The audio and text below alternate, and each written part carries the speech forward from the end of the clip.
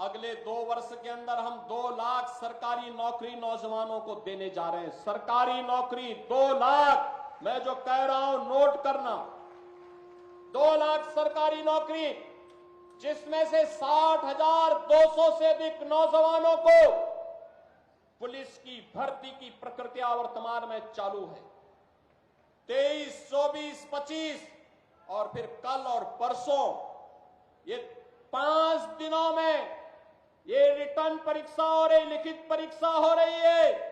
और परीक्षा आप देख रहे होंगे, परिंदा भी पर नहीं मार सकता। और अगर किसी ने दुस्साहस किया सेंध लगाने का, तो कैसे कहीं का भी हो, उसको उठा करके फिर सदैव के लिए जेल के अंदर बंद करने की कार्रवाई, आजीवन कारावास की सजा, 1 करोड़ रुपए तक जुर्माना, संपत्ति की जब्तीकरण की कार्रवाई के साथ जोड़ रहे हैं।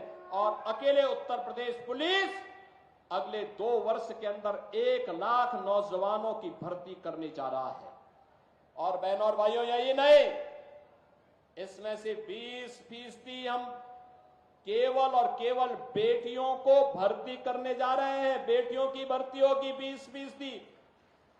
बेटियों की भर्ती इसलिए, इस समाजवादी पार्टी से जुड़े हुए जो उदंड और उच्छृंखल प्रवृत्ति के सहोदे हैं, इनकी सड़कों पर ठुकाई करने के लिए बेटी जब पुलिस में भर्ती होगी तो वह उसका उपचार करने की स्थिति में होगी, इनके गुंडागर्दी का उपचार भी करेगी और सड़कों पर ही उनसे निपटेगी।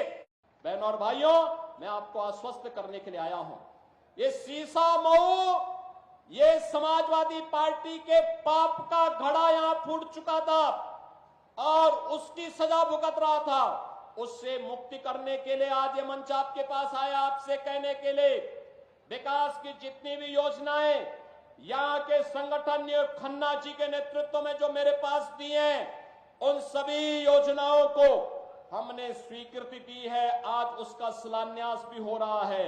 ये जितने शिलापट लगे हुए हैं, यहां के नगर विकास से जुड़े हुए, विद्युत विभाग से जुड़े हुए, विकास प्राधिकरण से जुड़े हुए, त्वरित योजना से जुड़े हुए, पीडब्ल्यूडी से जुड़े हुए, अन्य संबंधित विभागों से जुड़े हुए, सिंचाई विभाग से जुड़े हुए प्रोजेक्ट हैं।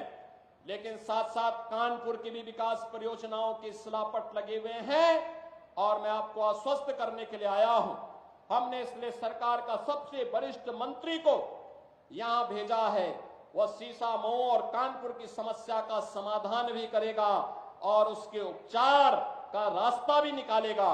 मैं एक बार फिर से आह्वान करूंगा, लाल इमरी या भ्रष्टाचार का स्मारक न बने, बल्कि यहां के विकास का आधार बने, युवाओं के रोजगार का आधार बने। इसके लिए आपका आह्वान करने के लिए मैं आया हूं कि आपको प्रधानमंत्री मोदी जी के विकसित भारत के सपने को साकार करने के लिए आज जो विभाजनकारी राजनीति है, इसको दरकिनार करते हुए हमें राष्ट्रवाद के आधार पर देश के विकास के लिए, विकसित भारत के सपने को साकार करने के लिए आगे आना होगा। और इसके लिए आह्वान मैं कानपुर वासियों से करूंगा, सीसा मऊ के सभी मतदाताओं से करूंगा कि भारतीय जनता पार्टी ने प्रधानमंत्री मोदी जी के नेतृत्व में पिछले 10 वर्ष में किसी की जाति, मत और मजहब नहीं पूछा, विकास की योजनाओं का लाभ सबको दिया, पर्व और त्योहार शांतिपूर्ण तरीके से मनाए जा रहे हैं, सुरक्षा सबको, सम्मान सबको, लेकिन गुंडागिर्दी और अराजकता फैलाने की छूट किसी को नहीं।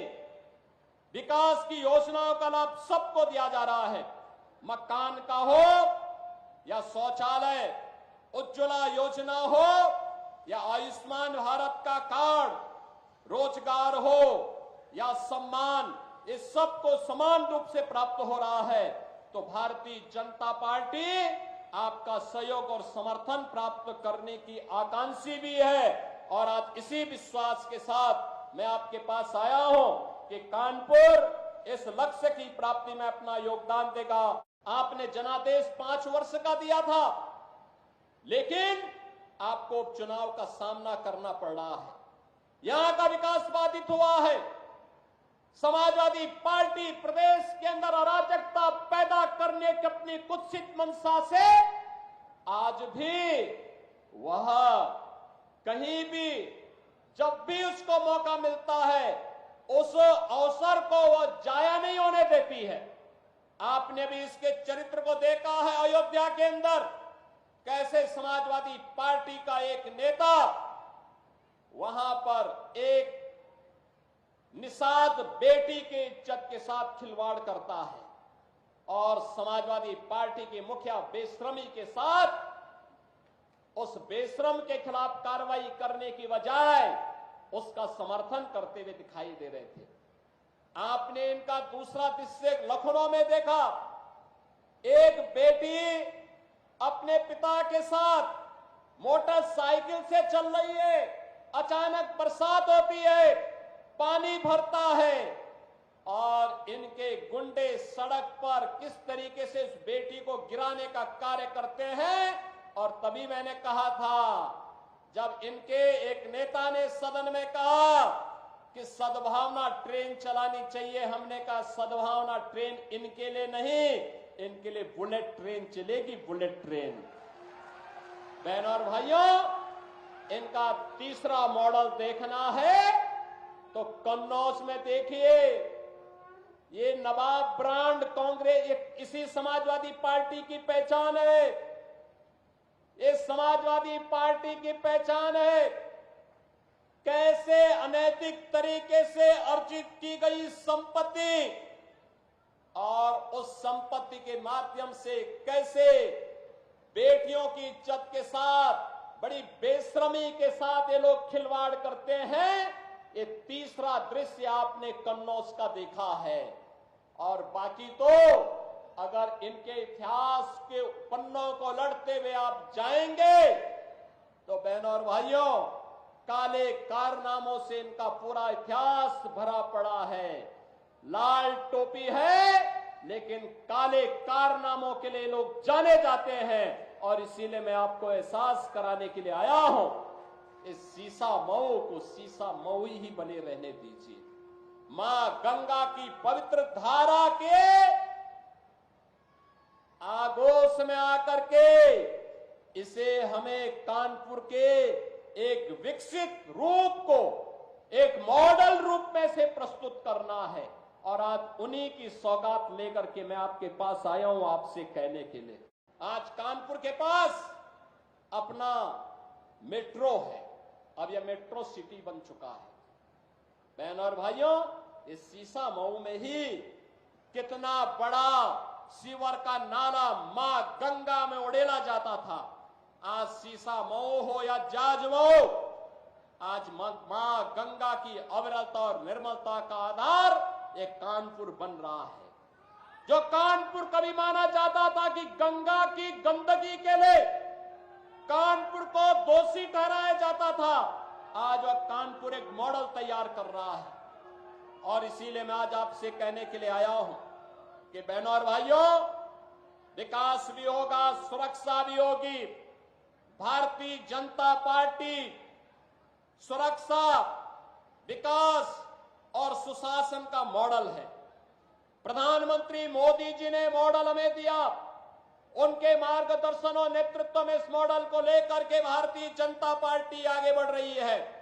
एक तरफ यह कार्य पूरी प्रतिबद्धता के साथ हो रहा है तो दूसरी तरफ हम लोगों ने प्रदेश के अंदर नए उद्यम लगा करके रोजगार सृजन की कार्रवाई को आगे बढ़ाया है।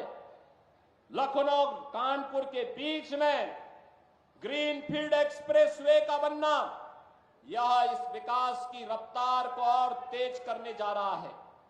गंगा एक्सप्रेसवे जो मेरठ को कानपुर और लखनऊ के बीच से होते हुए प्रयागराज तक जोड़ने जा रहा है, यह भी यहां के विकास का आधार बनने जा रहा है। डिफेंस मैन्युफैक्चरिंग कॉरिडोर यहां का आधार बनने जा रहा है। और इसीलिए मैं आप सबसे अपील करने के लिए आ रहा हूं, एक तरफ विकास, सुशासन और सुरक्षा का मॉडल भारतीय जनता पार्टी का, और दूसरी तरफ अराजकता, गुंडागर्दी, दंगा जिनकी पहचान है, वह कांग्रेस और समाजवादी पार्टी है। और इसीलिए मेरी आप सबसे अपील होगी कि गुंडागर्दी और अराजकता को बेटी की सुरक्षा के साथ और व्यापारी के सम्मान के साथ खिलवाड़ करने वाले ऐसे गुंडों को सार्वजनिक जीवन में आने का कोई भी अधिकार नहीं होना चाहिए। उन्हें हर हाल में रोकना ही होगा और इसी की अपील करने के लिए मैं आज आपके पास आया हूं।